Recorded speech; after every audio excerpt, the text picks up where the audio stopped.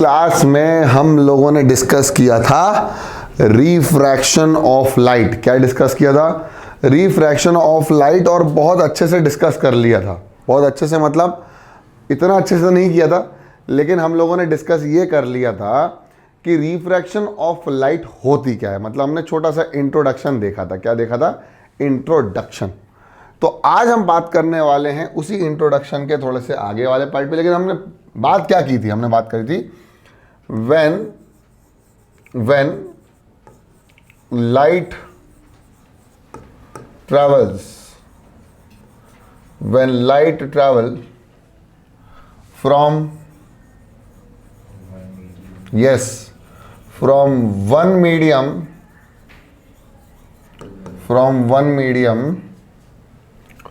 to another medium, from one medium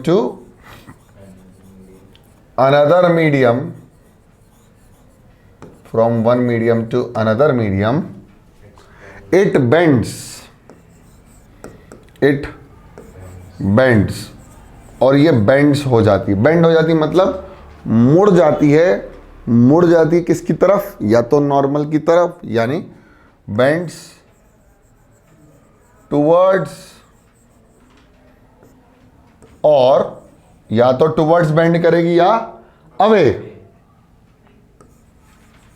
it bends towards या और away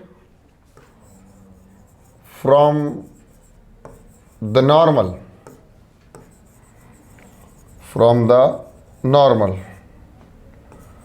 this bending of light, this bending of light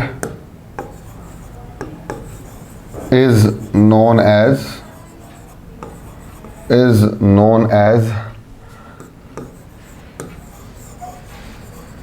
refraction of light.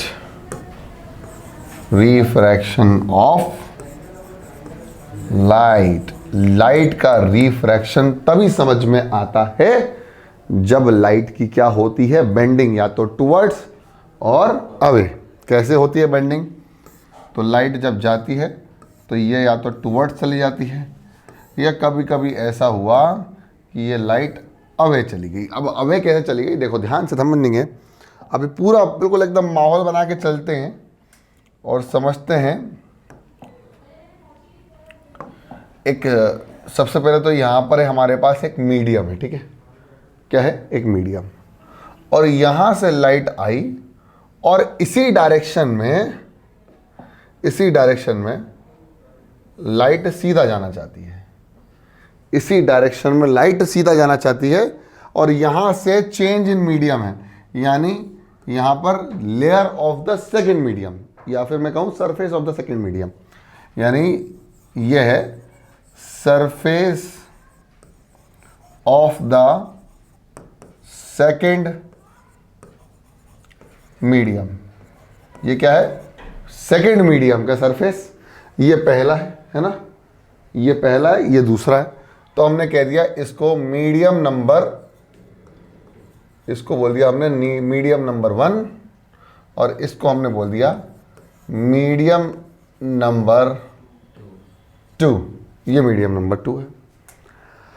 अब actually में light थोड़ी सी, अब ये normal बनाने जा रहा हूं मैं। ये नॉर्मल है। क्या है? ये नॉर्मल ऐसे नहीं बनेगी, थोड़ी सी ये हो गई, ठीक है? तो ये हमारी नॉर्मल हो गई। ये हमारी नॉर्मल है, which is perpendicular to the surface. The normal will be always perpendicular to the surface. जो हमारा सरफेस है उसके परपेंडिकुलर होगी। और अब इस स्ट्रेट पाथ से, ये जो स्ट्रेट लाइन में जो लाइट जाना चाहती है, उस लाइन से या तो इधर या तो उधर। तो ये हो गई, या तो ये, इसको बोलेंगे हम टुवर्ड्स द नॉर्मल, या फिर हम बोलेंगे away from the normal. Blue line is indicating away from the normal and yellow line is indicating towards the normal. It is depending upon किसके बताते हैं, चिंता ना करो। इतना क्लियर हो गया। तो अभी ये टूवर्ड्स बता रहा है, क्या बता रहा है, टूवर्ड्स। तो इसको इधर ले आओ, ठीक है, इसकी कॉपी कर लो।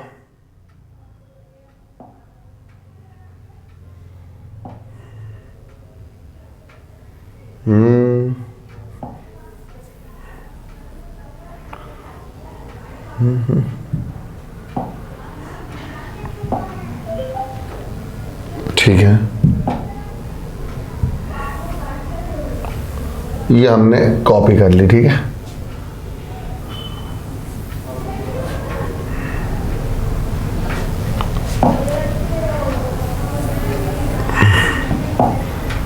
इसको इधर ले आए और इसको थोड़ा छोटा कर दिया। ध्यान से देखना, मजा आ जाएगा। और इसको हम इधर ले आए, ध्यान से। चलो अब देखो इसमें क्या हुआ, टुवर्ड्स द नॉर्मल। और अगर मैं ये येलो वाली को खत्म कर दूं, मान लो मैं ये येलो वाली को खत्म कर देता हूं, तो यहां पर अवे फ्रॉम द नॉर्मल भी बहुत इजीली बन सकता है। वो कैसे बन सकता है, ब्लू लाइन से। तो ये मैंने बना दिया अवे फ्रॉम द नॉर्मल, ये बन गया मेरा अवे फ्रॉम द नॉर्मल। देखो ये हो गया नॉर्मल से दूर, नॉर्मल ये है, और ये मेन लाइन जो जाना चाहती थी लाइट स्ट्रेट पाइप में, और लाइट के स्ट्रेट लाइन में ट्रैवल करने को क्या बोलते हैं, रेक्टिलिनियर प्रोपोगेशन ऑफ लाइट, जो हमने पहले भी बात कर चुकी है। तो ये हो गया अवे फ्रॉम द नॉर्मल। अभी बहुत इंपॉर्टेंट बात ये थी कि ऐसा कब होगा, जब लाइट कौन से मीडियम से, जब लाइट रेयरर से, जब लाइट रेयरर से डेंसर की तरफ मूव करेगी तो ये टुवर्ड्स द नॉर्मल जाएगी, और जब लाइट डेंसर से रेयरर की तरफ मूव करेगी तो ये अवे फ्रॉम द नॉर्मल जाएगी। जब लाइट रेयरर से डेंसर, तो क्या बोलेंगे हम, रेयरर टू डेंसर, तो ये हो जाएगी टुवर्ड्स। और denser to rarer, denser to rarer, तो हो जाएगी अवे। ये बहुत इंपॉर्टेंट है, ये बहुत इंपॉर्टेंट है, ठीक। ये दोनों चीजें बहुत इंपॉर्टेंट है। अब ये ऐसा करती क्यों है, इसका एक बहुत बड़ा रीजन है, सुन लो। मान लो कि मैंने एक ग्लास स्लैब लिया, क्या लिया, मैंने एक ग्लास स्लैब लिया, बिल्कुल ध्यान से समझना, मजा आ जाएगा। क्या लिया मैंने, ग्लास स्लैब। ये क्या है, एक ग्लास का स्लैब है। समझते हो ना ग्लास स्लैब क्या होता है, अरे समझते हो कि नहीं, एक क्यूबॉइडिकल ग्लास स्लैब है, क्यूबिकल नहीं है, क्यूबॉइडिकल है, ठीक है। अब यहां से लाइट रे आ रही हैं, ये लाइट रे आई, ये लाइट रे अब आई, और ये इस लाइट रे, ये जो लाइट रे है वो ग्लास स्लैब से कुछ इस तरह पर आई, गिरी ग्लास स्लैब के परपेंडिकुलर, ग्लास स्लैब के परपेंडिकुलर। तो लाइट की स्पीड में ना कोई परिवर्तन, ना कोई डायरेक्शन के चेंज, और लाइट ग्लास स्लैब से सीधा सीधा उसी डायरेक्शन में, कोई अवे नहीं, कोई टुवर्ड्स नहीं। जब लाइट परपेंडिकुलरली, या when light moves normally from one medium to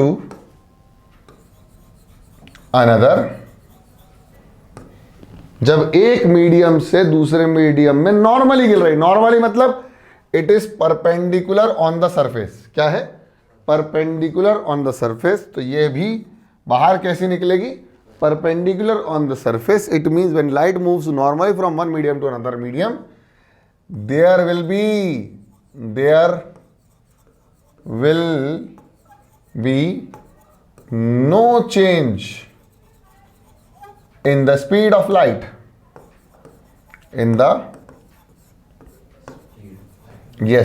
speed of light. Light की स्पीड में कोई चेंजेस नहीं होंगे और लाइट सीधी सीधी उसी स्पीड में निकल जाएगी.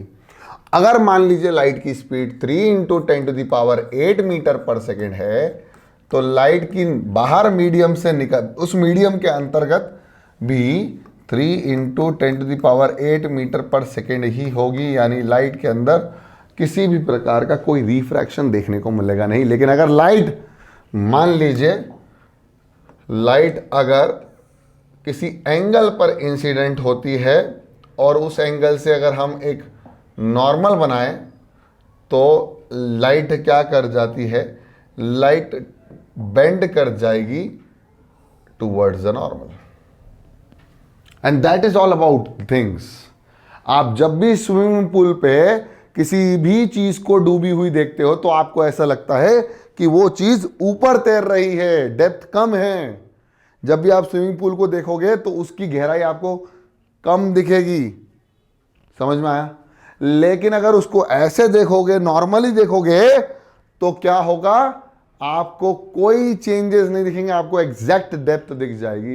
इसका मतलब रिफ्रैक्शन वहां होता ही नहीं है, वहां there will be no refraction. अब बिल्कुल क्लियर कट बात समझ में ये आएगी कि जब भी लाइट की स्पीड को कम करने का बोलेगा तो लाइट बोलेगा भैया मुझे तो अपनी एक्चुअल स्पीड से जाना है. अब एक्चुअल स्पीड में कुछ ना कुछ तो कम हो गई, तो कुछ ना कुछ जब कम हो गई तो वो कोशिश करती है कि कम से कम हो, इसलिए वो नॉर्मल की तरफ मूव करती है. Is it clear to all of you my dear? Is it clear? बहुत बढ़िया, बहुत बढ़िया. ये चीज़ बहुत समझने वाली बात है. बहुत समझने वाली बात ये है कि यहाँ पर लाइट का रिफ्रैक्शन होता है. इसी फिनोमेना को जब बेंड हो गई लाइट, इसी को क्या बोलते हैं, रिफ्रैक्शन ऑफ लाइट. इसी वो कारण से आपको, जब आप कोई पेंसिल को ग्लास के अंदर डूबा हुआ देखते हैं तो पेंसिल आपको सीधी ना दिखकर पेंसिल आपको ग्लास से टेढ़ी दिखती है, कुछ इस तरह से. क्यों दिखती है? उसका रीजन सिर्फ एक ही है, जिसका नाम है रिफ्रैक्शन ऑफ लाइट. क्या है? Refraction of light. अब यहां पर ये मीडियम कुछ भी हो सकता है. अब आप समझो इस चीज को कि ये हो गया एयर, मान लीजिए ये हो गया एयर, ये हो गया ग्लास. तो अब एयर और ग्लास में कौन ज्यादा डेंसर है? ऑब्वियसली ग्लास है. ऐसे ही अब हमारे पास एयर जो है वो सबसे रेयरर मीडियम है. कौन सा है? सबसे रेयरर मीडियम है. हम इसको बोलते हैं rarest medium. Rarest medium, rarest का मतलब होता है सबसे कम डेंस, और सबसे ज्यादा डेंस जो होता है उसको हमने बोल रखा है डायमंड. डायमंड जो है वो बहुत ज्यादा डेंस है. समझ में आया मेरी बात? क्या बोलना चाह रहा हूं मैं कि डायमंड में स्पीड ऑफ लाइट सबसे कम होगी और एयर में स्पीड ऑफ लाइट जो होती है वो सबसे ज्यादा होती है, which is equal to 3 × 10⁸ metre per second. Which is very important to understand कि ये जो स्पीड है वो एयर की है. यहां पर हमने अपने कोर्स में एक चीज लिखी हुई है, ये एयर भी है, ये स्पीड वैक्यूम में भी है. ये ध्यान रखना, ये स्पीड वैक्यूम में भी है और ये फ्री स्पेस में भी है. फ्री स्पेस के अंदर भी यही स्पीड चलती है लाइट की, और वैक्यूम में भी यही चलती है, और एयर में भी यही चलती है. समझ में आया क्या? सबको आ गया? बहुत बढ़िया, आ गया होगा, मुझे लगता है इतना इजीली समझ में आ गया होगा. अब आगे चले तो उन्होंने सोचा यार एक बात बताओ. बोला हाँ बताओ, पूछो. यार हमने अभी रिफ्लेक्शन के लॉस तो पढ़ लिए थे. रिफ्लेक्शन के लॉस तो पता ही थे ना आप लोगों को कि angle of incidence equal to angle of reflection. And angle of incidence के साथ reflected ray, incident ray, normal lie on a same plane, एक ही प्लेन पर आती हैं. तो यार इसमें कौन से लॉ होंगे जो हम डिटेक्ट कर सकते हैं? अभी मैं बताऊंगा. एक्चुअली में वो चीज़ तो है कि वो तीनों लाइट रेज जो हमारी हैं जैसे अगर मैं बात करूं कि फॉर एग्जांपल हमारे पास एक ग्लास स्लैब है, अब ये स्लैब है हमारी, अब ये स्लैब का मैं आपको साइड व्यूज़ दिखा रहा हूँ, है ना। और यहाँ से हमारी एक इंसिडेंट रे, जो कि रेड कलर की इंसिडेंट रे, वो आ रही है यहाँ पर, और यहीं से वो सीधी निकलना चाहती है, तो हम सीधा भी बना देते हैं, उसको कोई दिक्कत नहीं है। जो कि ये एक्चुअली में वो चाहती है कि मैं ऐसा जाऊँ, लेकिन ऐसा नहीं जा पाती है। क्यों नहीं जा पाती, उसका एक रीज़न है। उसका सीधी बनी ना, उसका एक रीज़न है क्यों नहीं जा पाती है, क्योंकि यहाँ हो जाता है रिफ्रैक्शन। तो रिफ्रैक्शन होगा तो हमारे पास नॉर्मल भी बनेगा, तो ये हमने बना दिया नॉर्मल सर। हाँ सर, नॉर्मल बन गया। अब ये नॉर्मल से क्या हुई, ये बेंड होगी। अब डिपेंडिंग अपॉन कि लाइट कहाँ से आ रही, तो हमने कहा भाई लाइट एयर से आ रही, मान लो, अरे मान लो ना, एयर से आ रही है, और ये हमारा ग्लास है, तो ग्लास एयर से ज़्यादा डेंसर है और वापस एयर में घुसना चाह रही है ना। तो भाई उन्होंने वेरियस चीज़ों को समझने की कोशिश करी, और उन्होंने कहा भाई ठीक है यार, चलो समझते हैं, और यहाँ वाइट कलर ले लेते हैं, और लाइट यहाँ पर टुवर्ड्स द नॉर्मल बेंड हो गई। बहुत बढ़िया। अब लाइट वापस से सीधा जाना चाह रही थी, लाइट यहाँ से भी सीधा जाना चाह रही थी एक्चुअली में।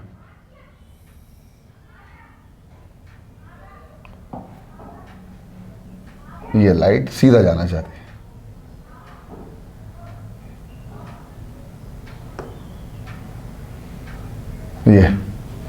ये लाइट यहाँ से भी सीधा जाना चाह रही थी, जा रही थी कि नहीं? हाँ, जाना तो चाह रही थी, लेकिन जा नहीं पाई, क्योंकि वापस से क्या आ गया, अरे वापस से एक और चेंजेस आ गया। क्या आ गया, ग्लास से वापस एयर आ गया, तो क्या होगा, अवे फ्रॉम द नॉर्मल, तो फिर से एक नॉर्मल बनेगा। हम ग्रीन कलर का नॉर्मल बना देते हैं सर, ग्रीन कलर का नॉर्मल बन गया, ये लो, यहाँ पर भी एक नॉर्मल हो गया। अब इस लाइन से नहीं जाएगी, अब अवे जाएगी, तो अवे जाने से अवे किससे ले जाएं, अवे ब्लू से ले जाते, ठीक है। तो ये अवे चली गई, और लाइट ऐसे हुई, और कुछ इस तरह का माहौल आपको दिखा।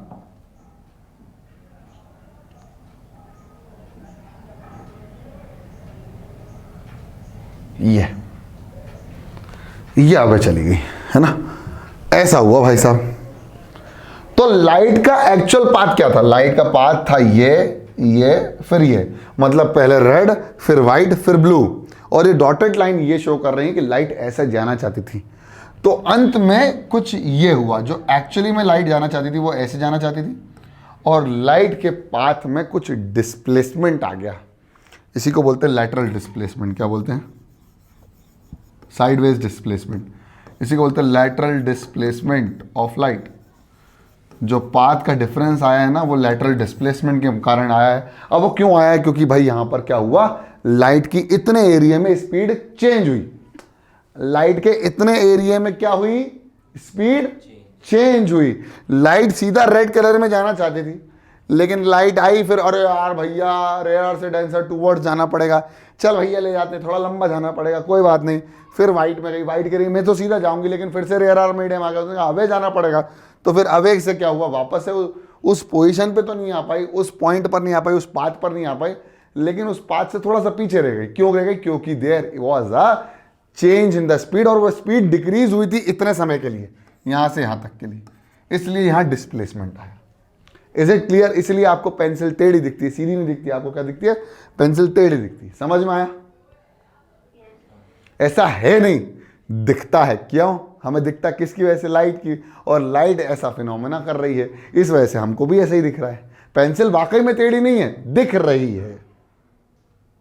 मेरी बात समझना, it is not the reality, it is the virtuality which you are virtualising that. हमारे दिमाग में वो इमेज ही ऐसी बन रही, क्या करें हम। समझ में आया? वो एक्चुअली में ऐसा दिखती है, होती। पेंसिल टेढ़ी होती क्या? नहीं होती ना, पेंसिल कभी टेढ़ी नहीं होती। समझ में आया? तो ये जो चीज थी ना, इसको अंडरस्टैंड करने के लिए कि अब भाई कौन सा लॉ बना है, तो पहला लॉ तो बहुत सिंपल था कि ये, इसको हमने बोला इंसिडेंट रे, ये व्हाइट वाली को हमने बोल दिया रिफ्रैक्टेड रे। चलो ठीक है, तो करते हैं। तो इंसिडेंट रे,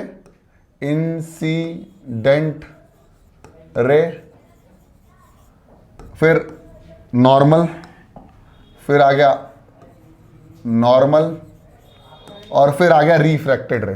तो ये आ गया रिफ्रैक्टेड रे।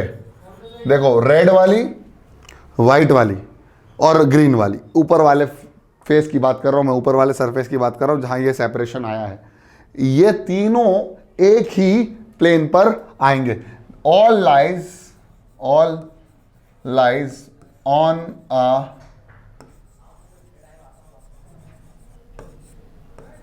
Same plane, they will all lie on a same plane. ये बहुत खूबसूरत बात आई, ठीक है। अब उन्होंने कहा भाई कुछ एंगल वेंगल भी खेल लो, जब हमने एंगल ऑफ इंसिडेंस बोला था, हमने एंगल ऑफ रिफ्रैक्शन, तो यहां पर एंगल ऑफ इंसिडेंस तो आई होगा, यानी angle between incident ray and normal, angle between incident ray is called angle of incidence. यहां पर भी वही है, एंगल ऑफ इंसिडेंस, क्या बोलते हैं हम उसको, एंगल ऑफ इंसिडेंस।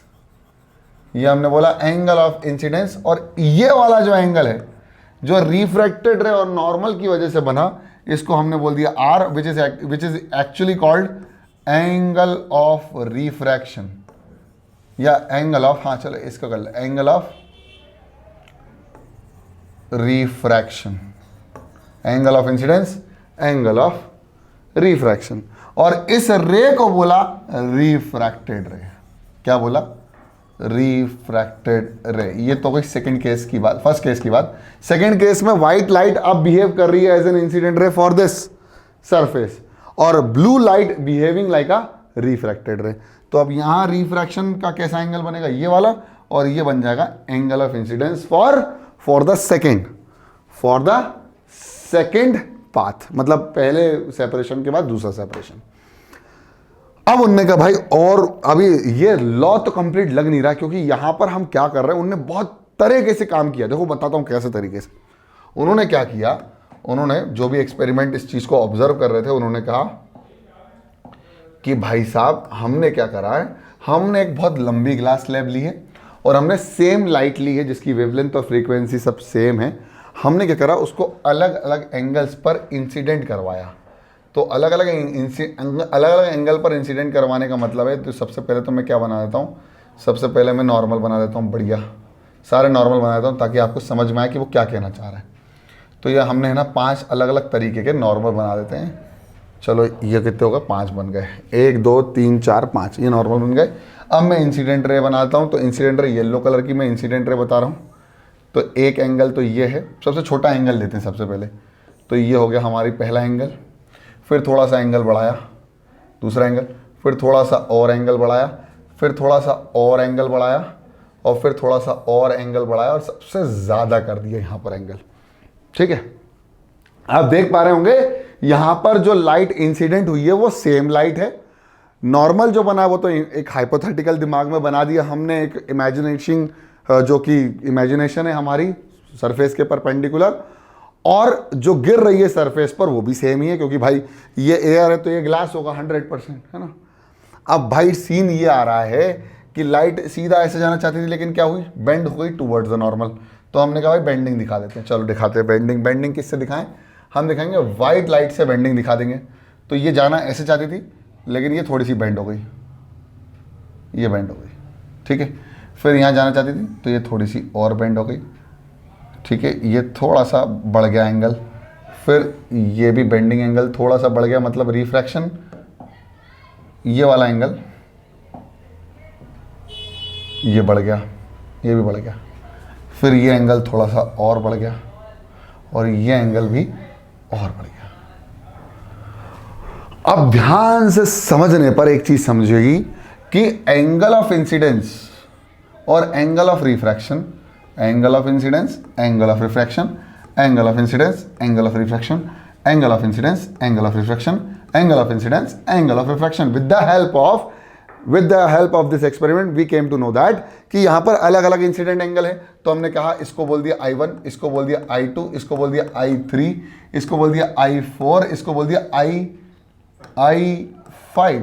भाई साहब अलग अलग 5 इंसिडेंट एंगल हैं, और जिससे हमको मिले हैं अलग अलग 5 एंगल ऑफ रिफ्रैक्शन, जिससे R1, R2, R3, R4 और R5। भाई साहब एक चीज समझ में आई कि ये कहीं ना कहीं एंगल ऑफ इंसिडेंस और एंगल ऑफ रिफ्रैक्शन, ये दोनों आपस में कैसे हैं, कुछ रिलेशनशिप है। ये रिलेशनशिप है एंगल ऑफ इंसिडेंस और एंगल ऑफ रिफ्रैक्शन का, जैसे जैसे एंगल ऑफ इंसिडेंस बढ़ रहा है आप देखेंगे एंगल ऑफ रिफ्रैक्शन भी बढ़ रहा है।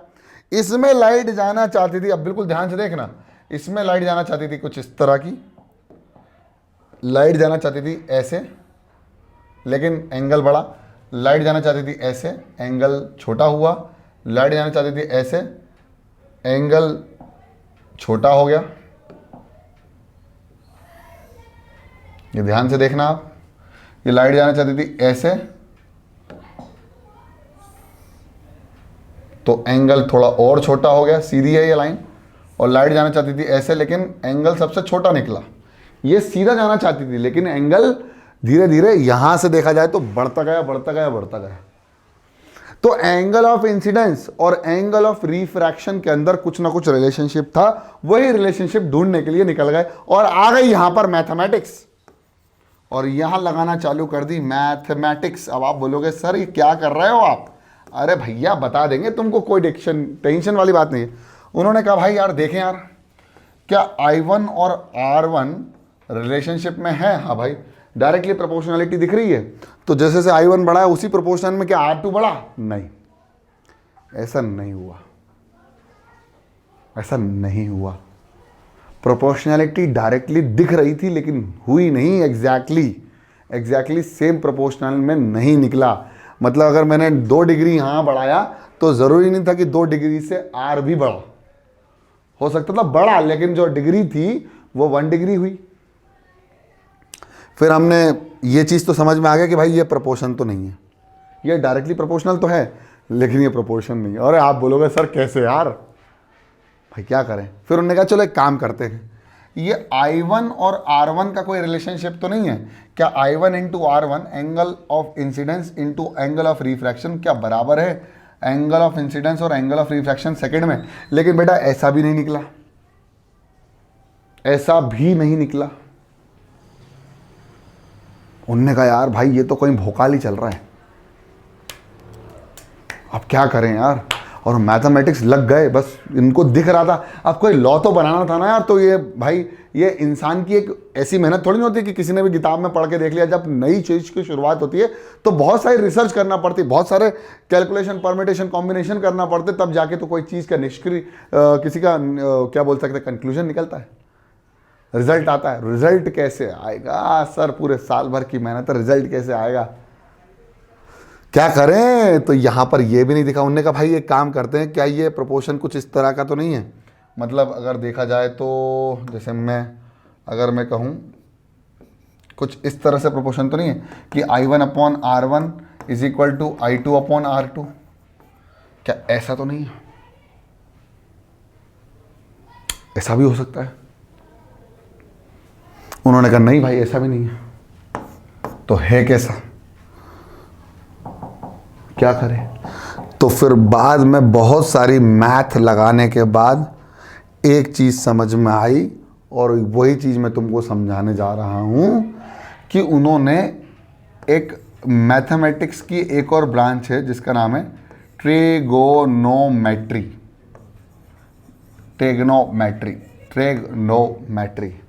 ट्रिगोनोमेट्री। और इस ट्रिगोनोमेट्री के कुछ रेशियोज थे, उन रेशियोज के साथ इन एंगल्स को मिला के देखा। उन्होंने कहा यार एक बात बताओ, क्या sine of angle of incidence divided by sine of angle of refraction, दोनों को डिवाइड किया पहले वाले, फिर दूसरे वाले में किया sine of angle of incidence number 2 divide by sine of angle of refraction number 2। फिर उन्होंने कहा sine of angle of incidence number 3 upon sine of angle of refraction number 3, क्या sine of angle of 4 sine of angle of refraction 4 sorry, and sine of angle of incidence upon sine of angle of refraction number 5। अब इन सबके ratio निकाल लिए। उन्होंने कहा भाई क्या करें, देखें कुछ तो आएगा आंसर। और भाई साहब भौकाल आ गया। मैथ के इस्तेमाल से इस फिजिक्स के अंदर एक नया लॉ आया, और ये जो माहौल था ना वो आया बराबर बराबर बराबर और बराबर, और ये दोनों रेशो था तो ये किसी कांस्टेंट के बराबर आया। और उन्होंने बोल दिया भाई साहब ये कांस्टेंट चल रहा है, ये कांस्टेंट है डियर। जब मैंने इस sine of angle of incidence को डिवाइड किया sine of angle of refraction से, तो मुझे एक कांस्टेंट मिला। हर बार सेम आया, चाहे एंगल की वैल्यू कितनी भी कर दी हो, एंगल की वैल्यू छोटी कितनी भी कर दी हो, ये कांस्टेंट आया। और जब कांस्टेंट आया ना मेरे बच्चों, तो भाई उनको एक चीज समझ में आ गई कि भाई कुछ तो गड़बड़ है दया, ये तो लॉ बन सकता है। भाई सब्जेक्ट, भाई देखो लॉ क्या होता है, लॉ हर जगह से प्रूव है। जैसे आपने देखा यूनिवर्सल ग्रेविटेशनल लॉ, भाई दो कोई सी भी चीज को उठा लो, उनके बीच में ग्रेविटेशन लॉ लगता है। लॉ अपने आप में ही बहुत सारे चीजों का प्रूफ होता है, तो हमें उसको डायरेक्ट इस्तेमाल करना होता है। तो ये भी लॉ बना, जैसे angle of refraction is reflection equal to angle of incidence, ये भी एक प्रकार का लॉ है ना। तो वो बहुत सारे एक्सपेरिमेंटली ऑब्जर्वेशन के थ्रू प्रूफ किया गया, और ये भी एक एक्सपेरिमेंट के थ्रू प्रूफ किया। मैंने बता दिया आपको कैसे एक्सपेरिमेंट किया, और ये किसने किया, ये स्नेहल ने किया। किसने किया, स्नेहल ने। अब स्नेहल याद कर लोगे तो आपको स्नेल्स याद हो जाएगा। क्या आ जाएगा, स्नेल। और स्नेल्स ने किया इसलिए अपोस्ट्रोफी एस, और इसी का नाम पड़ा स्नेल्स लॉ। क्या पड़ा, स्नेल्स लॉ। जो साइंटिस्ट जो ये मैथ लगा रहे थे, फिजिक्स लगा रहे थे, उनका नाम था स्नेल्स। और स्नेल्स ने अपना लॉ दे दिया कि भाई sine of angle of incidence is equal upon sine of angle of refraction will be always constant. चाहे हमारी इंसिडेंट रे, चाहे हमारा एंगल इंसिडेंट रे का एंगल और सरफेस पर कुछ भी हो, बराबर आएगा, कांस्टेंट आएगा। इन दोनों का रेशो हर बार। स्पीड में परिवर्तन आया, अब उनने इस चीज को रिलेशन में कैसे लेके आए वो भी बता दूंगा कि स्पीड के साथ किस तरह से खेला इन लोगों ने। लेकिन पहले इतना समझ लो कि sine of angle of incidence upon sine of angle of refraction will be equal to constant. मतलब ये हुआ कि अगर मैं येलो वाला उठाता हूं और यहां से किसी भी एंगल, किसी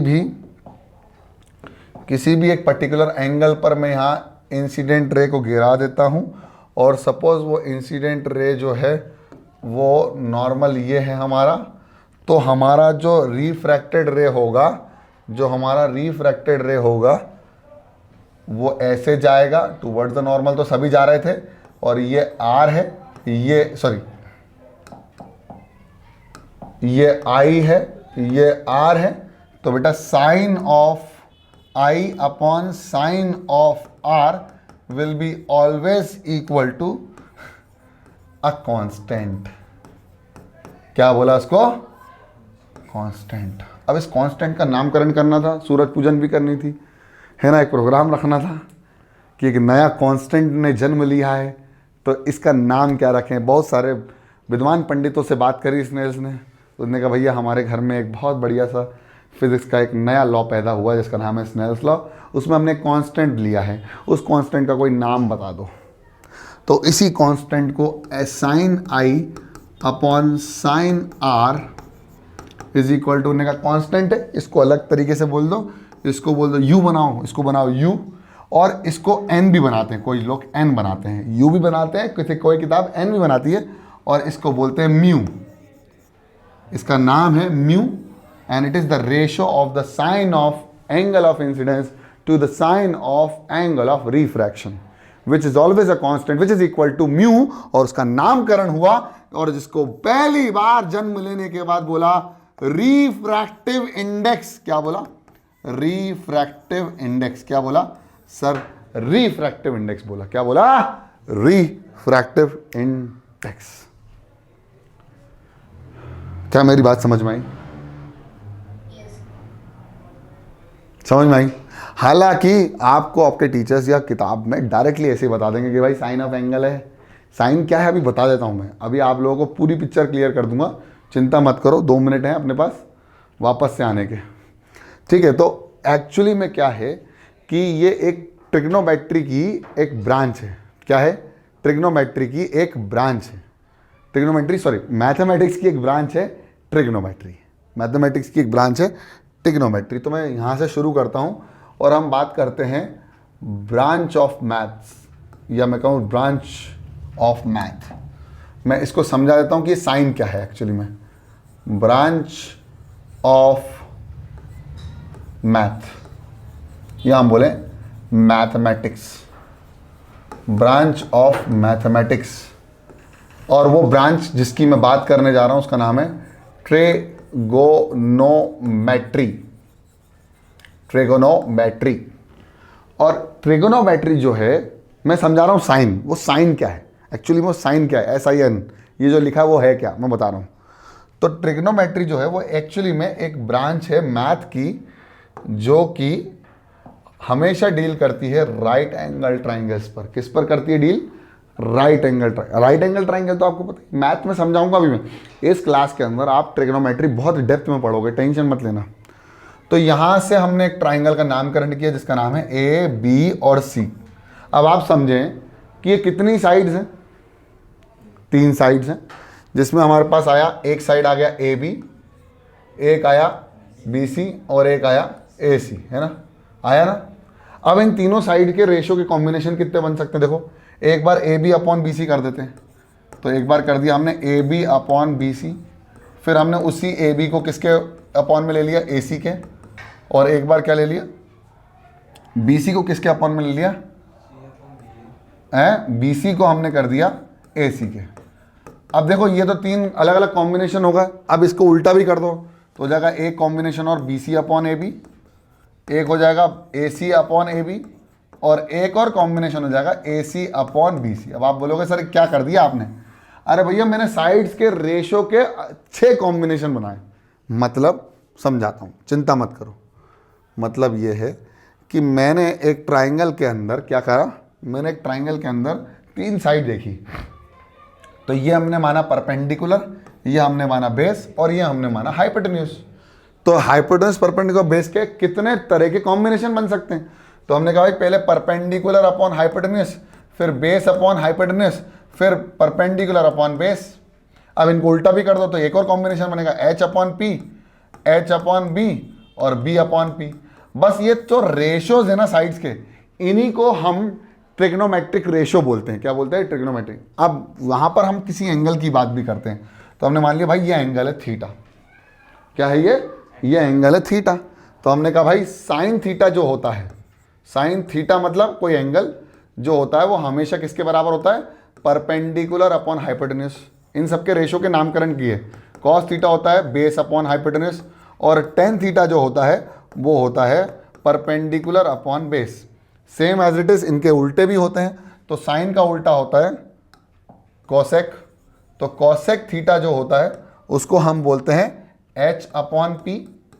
फिर यहाँ पर सेक थीटा जो होता है वो होता है H अपॉन B, और टेन का उल्टा होता है कॉट थीटा जो कि होता है B अपॉन P। और ये 6 रेशोज होते हैं ट्रिग्नोमेट्रिक के। उसमें से हमने जिस रेशो की बात करी वो था sine theta. Sine theta is angle, बस इतना समझ लो, इससे ज़्यादा मैं बताऊंगा भी नहीं।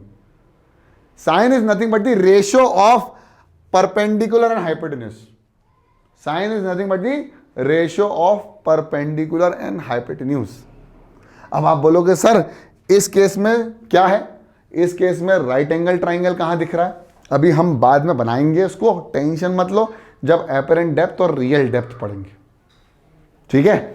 लेकिन अभी इतना समझ लो कि sine upon sine I upon sine R will be always equal to a constant which is equal to mu which is equal to refractive index. समझ में आ गया? इतना सर पिक्चर क्लियर है, इतनी पिक्चर क्लियर है, बस इतनी ही पिक्चर क्लियर रखनी भी है अपने दिमाग में, बिल्कुल क्लिस्टर एंड क्लियर रखना है अपन को, ज़्यादा परेशान नहीं होना है। अब हमें क्या बात करनी है वो सुनो।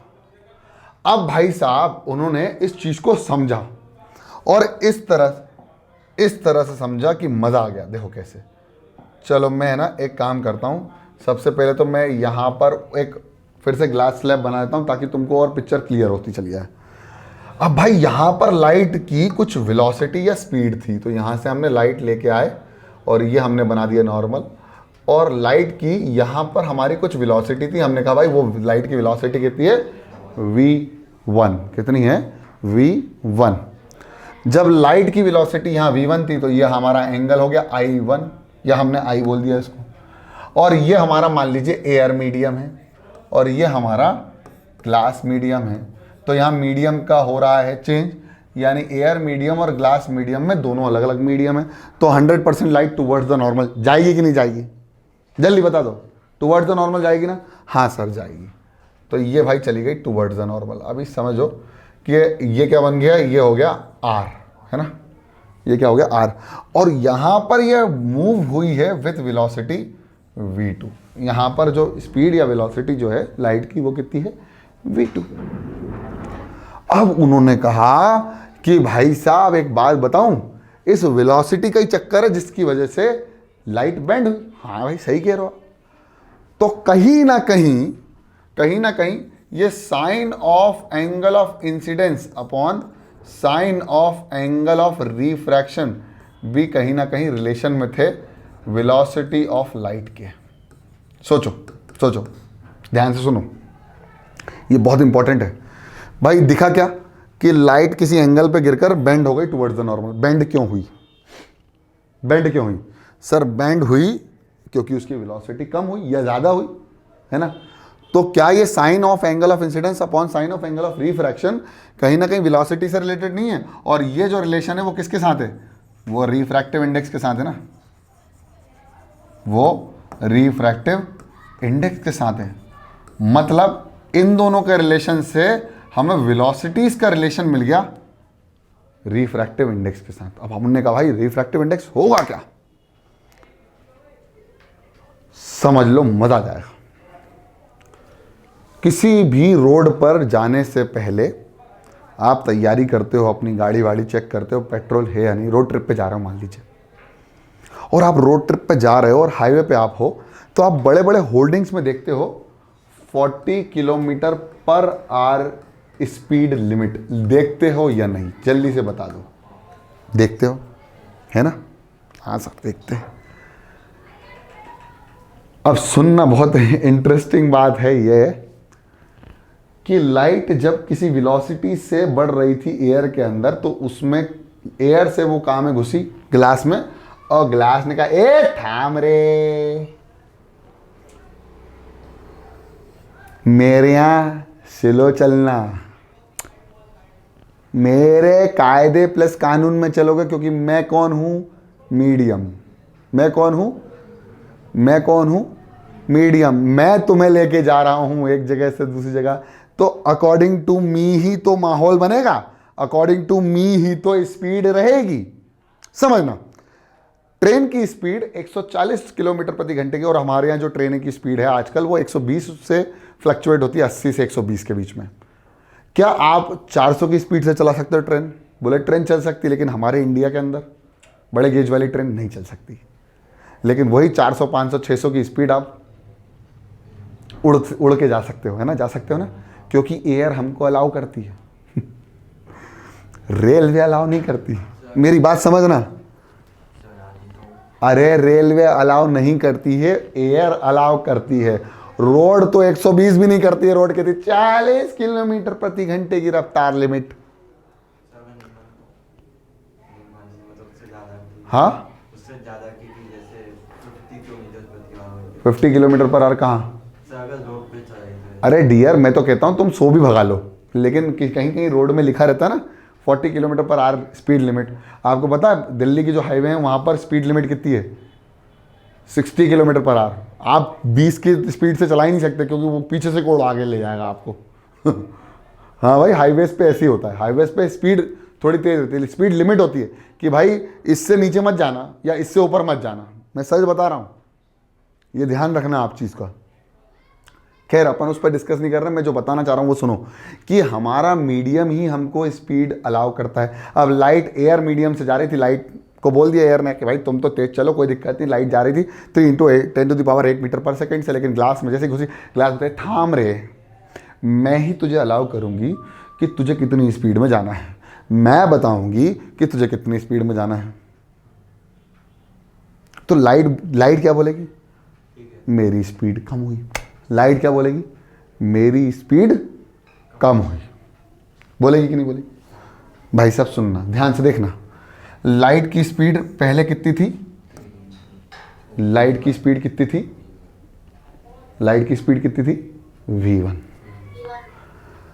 अब ये जा रही थी v1 एयर से ग्लास में, और लाइट की स्पीड जब एयर से ग्लास में जा रही थी तो ग्लास ने क्या बोला?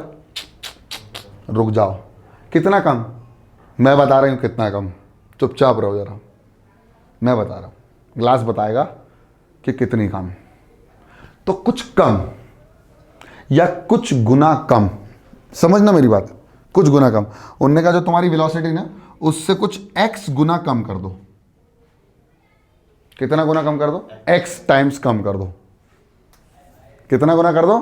x टाइम्स कम कर दो। तो जो आंसर आएगा वो आपकी स्पीड होगी मेरे मीडियम में। अरे समझे कि नहीं समझे? नहीं समझे? तुम्हारी स्पीड 100 की थी, मैंने कहा भैया 100 नहीं चलेगी, 50 चलो, तो 50 मतलब कितने गुना कम हो गई तुम्हारी?